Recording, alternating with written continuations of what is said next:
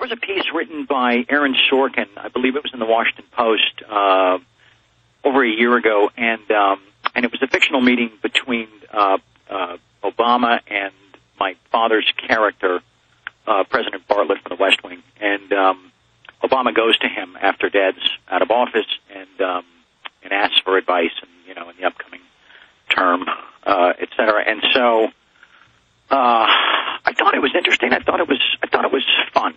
I thought it was cute and really well written. And then a few months ago, I just woke up with the title in my head, 20 Minutes with the President, and I just started thinking, what is this about? What is this?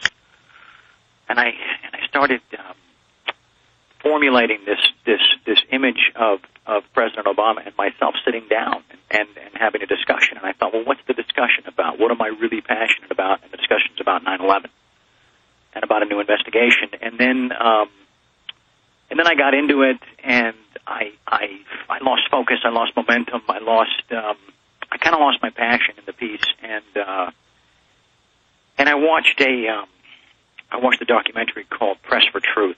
It was about the Jersey Girls and the Family Steering Committee, and there was a gentleman interviewed in there, Bob McElvain, and I found something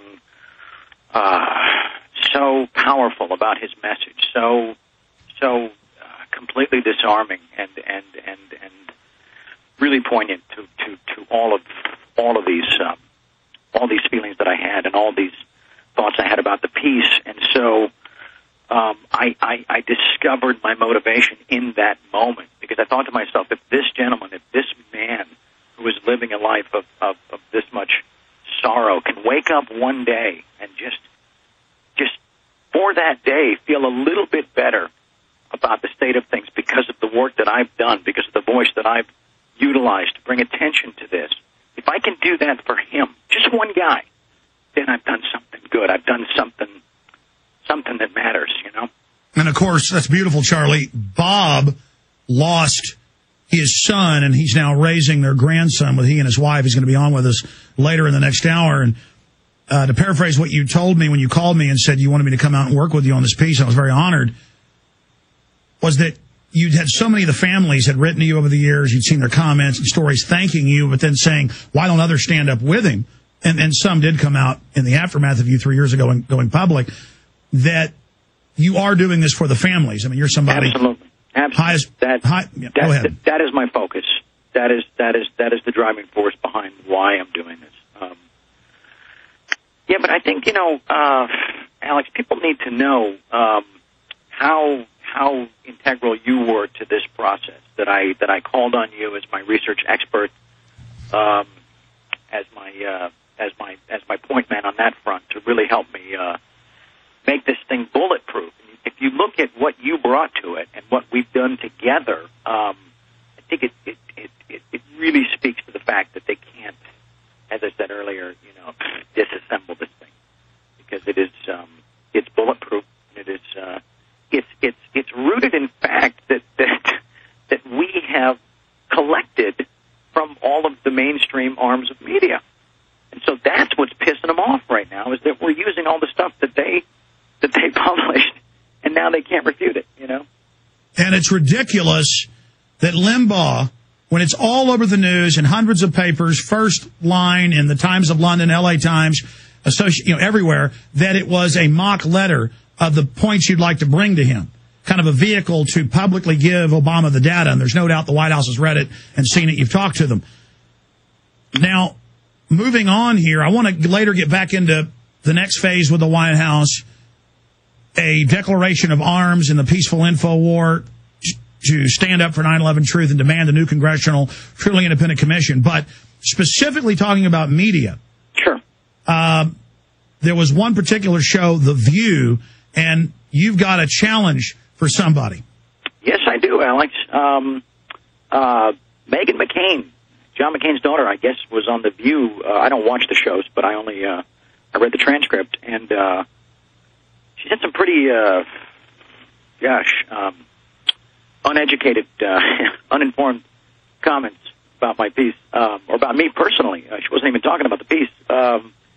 I've just got to believe, Alec, that if I was sitting right next to her, that her tune would have been a lot different. But if she's such an expert on me, first of all, and on the event, secondly, I would welcome her to an open debate. Just pick the time and the place, and I'll be there early. And she better pack a lunch because it's going to take some time. And specifically, when we come back after this quick break, we'll detail it because there's a whole backstory with CNN and Larry King Live going on and what's happening there. And so officially, in your own words, you are challenging Meghan McCain to a debate on Larry King Live next week. Well, Larry King wouldn't schedule the piece because they couldn't find somebody to represent the other side. So now that Meghan McCain has come out as an expert on me and on September 11th, let's invite her out there. Let's see what she's got, because I'm coming out there. I'm coming out there with my letter. I'm coming out there with the facts. I'm coming out there with the truth. I don't know what she's coming out there with. Maybe she's promoting a book. I don't know, but this is a lot more important than Pulp Fiction. And you want to bring Bob McIlvaine, and she can bring the Stooges from Popular Mechanics if she wants. The problem is, Popular Mechanics, CNN told me in a separate deal, they wanted to have me on a couple of years ago in Popular Mechanics. Popular Mechanics won't do it. They won't debate anybody from Loose Change. They have to have it all to themselves. These cowards are called out. They need to come debate you with Meghan McCain next week on Larry King Live. She can bring her dad. She can bring the ex-vice president. She could bring whoever she wants. But as I said, I'm bringing the truth. And Bob McIlvaine. And again, Bob McIlvaine, yeah. And Charlie will do this debate anywhere in L.A., on television, if it's live. He will not allow him to censor it or cut him up. He's sick and tired of that. You heard it. He's calling you out, you cowards at Popular Mechanics. John McCain wrote the intro hit piece on me in the Popular Mechanics book. Do you understand how dark it is? How far down the line we are? How late it is? Taking names. And he decides who to free and who to blame. Everybody won't be treated all the same. There'll be a golden ladder reaching down when the man comes around. All right, let's go back to Charlie Sheen Live, September 11th, 2009. Bob McIlvaine coming up in about 15 minutes. Charlie Sheen's going to stay with us into the next hour. Charlie, specifically, I was talking to you during the break. You want to issue the challenge. Go ahead. Let's do it. I issue the challenge to debate Meghan McCain, Rush Limbaugh, Sean Hannity, Bill O'Reilly. Bring them all. Bob McIlvaine and I will join you on Larry King Live. And you guys bring whatever you got. Bring Popular Mechanics. Let's call them out as well. And we'll show up with the truth, and we'll just see how it goes. We're not hiding. We're not hiding. Charlie, Limbaugh, even though every news article said it was a mock letter to give your information to Obama, to get his attention, right. Every article out there says it was a mock letter. Limbaugh said it was real today and said Obama really met with you and called him the head truther. Interesting. Yeah, that seems a little irresponsible for a guy that it's his job to research the news that he's reporting.